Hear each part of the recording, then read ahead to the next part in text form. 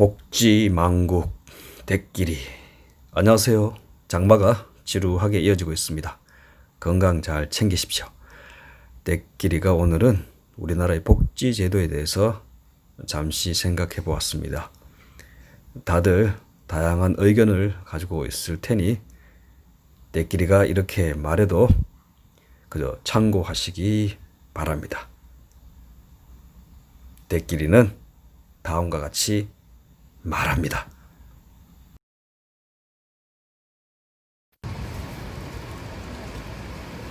딸아이 둘을 태워주고 집에 오니 9시가 넘었다. 마나님 6시 30분에 모셔드리고 아침 먹고 7시 20분에 집을 나섰는데 멀지 않은 거리임에도 교통 혼잡이 사람의 발목을 잡는다.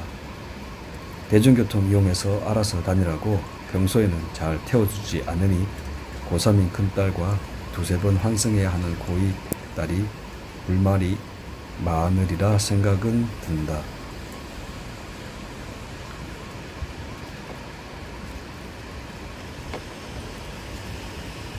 공부와 담을 쌓은 둘째는 수성구 명문 여고 사이에 끼인 공고를 다닌다. 그래도 학교는 꼬박꼬박 다니니 그나마 다행이라 생각한다. 아이들 모시고 다니는 열성적인 학부모와 출근 차량으로 심각한 정체는 일상이다. 거리에 가득한 조끼 입은 어르신들, 바쁜 출근길 안전에 얼마나 도움이 될는지 알 수 없다. 그리고 최근에 부쩍 숫자가 늘어난 길거리 미화원들, 쾌적한 환경의 조성으로 공공의 안녕에 기여하는 바도 없지 않겠으나 돈은 누가 다 감당할까?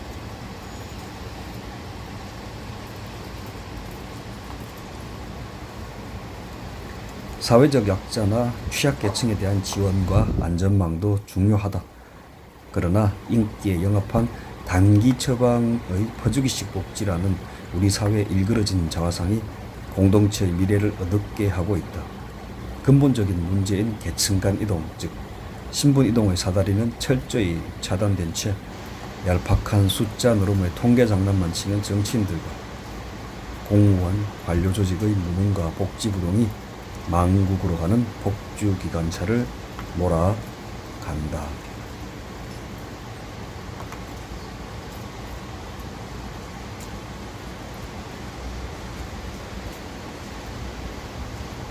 퍼주고 생색내는 것은 누가 못하랴. 자유도 좋고 평등도 좋다.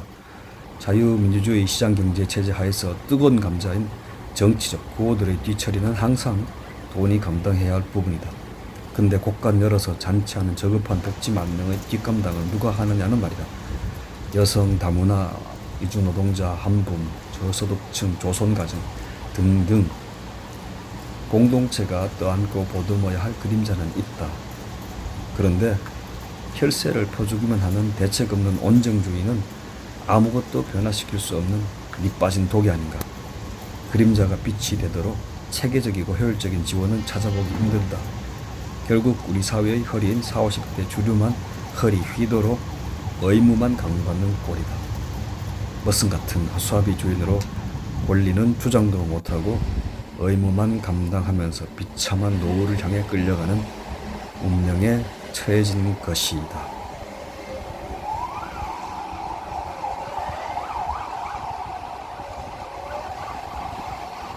대한민국은 아시아의 호구를 넘어 국제적인 봉으로 전락해 가는데 정작 우리 사회의 주류는 현실이 팍팍하고 미래도 어둡기만 하다.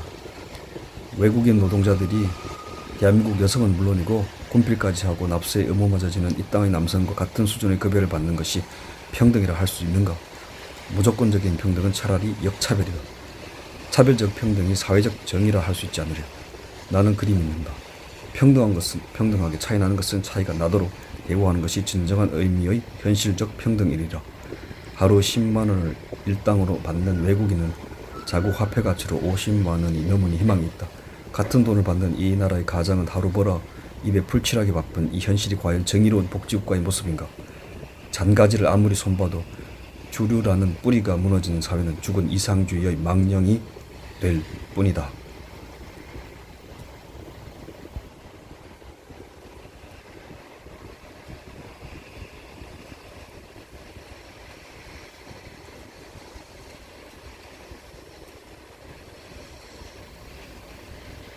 보편적 복지를 향해 가야겠지만 지금은 기초와 기본이 더 중요한 시점이다.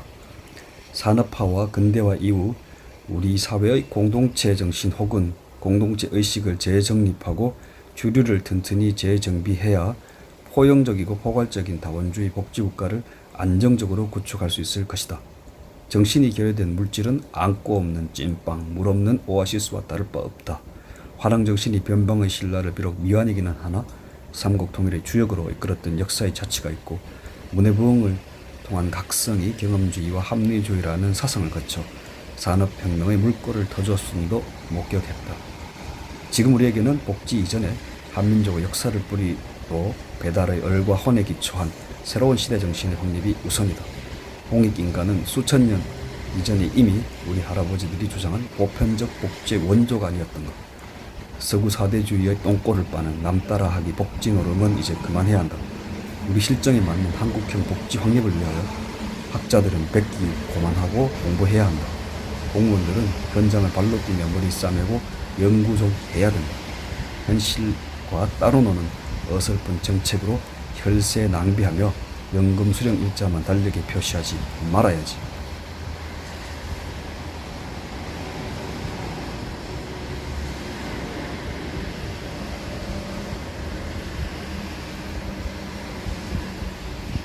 한 수 뒤를 생각하지 않는 정책들의 험수, 권한만 있고 책임은 없는 행정, 정치도 행정도 모두 실명제로 해서 책임과 권한을 분명히 했으면 좋겠다. 잘한 것은 상 주고 못하면 매를 맞아야 우리 사회 전반의 도덕성과 효율성이 개선되지 않으랴. 퍼주고 표 얻으면 그만인 정치를 멈춰야 한다. 단돈 10원도 조국과 민족의 미래를 위해 유용하게 쓰이는 복지 행정이 구현되도록 전 국민이 각성해야 한다. 방만하게 효율성 없이 자행되는 정치와 행정에는 철퇴를 가하는 단호함이 필요하다. 정말 필요한 복지는 단언컨대 교육복지다.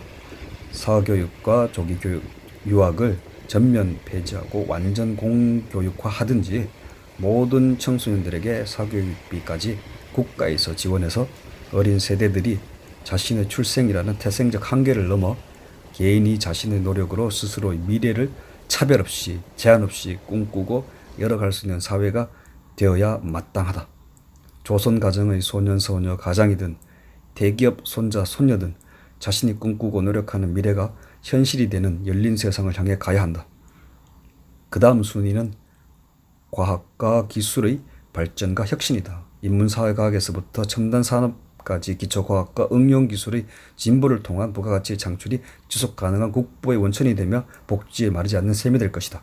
국민들 혈세 쥐어짜서 엉터리 복지 예산 만드는 근시안적 접근이 안타깝고 경멸스럽다.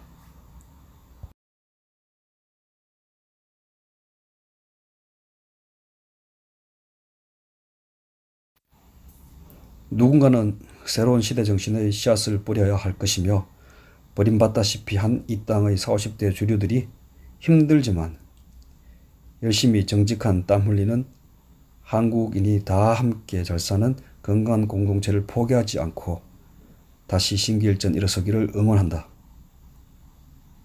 대한민국은 배달의 결의, 한민족이 함께 부둥켜 안고 사는 우리 땅이다.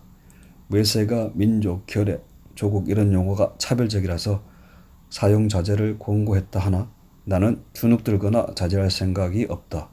오히려 고토를 회복하고 인류 문명을 선도할 초인류 민족국가의 부활을 꿈꾼다.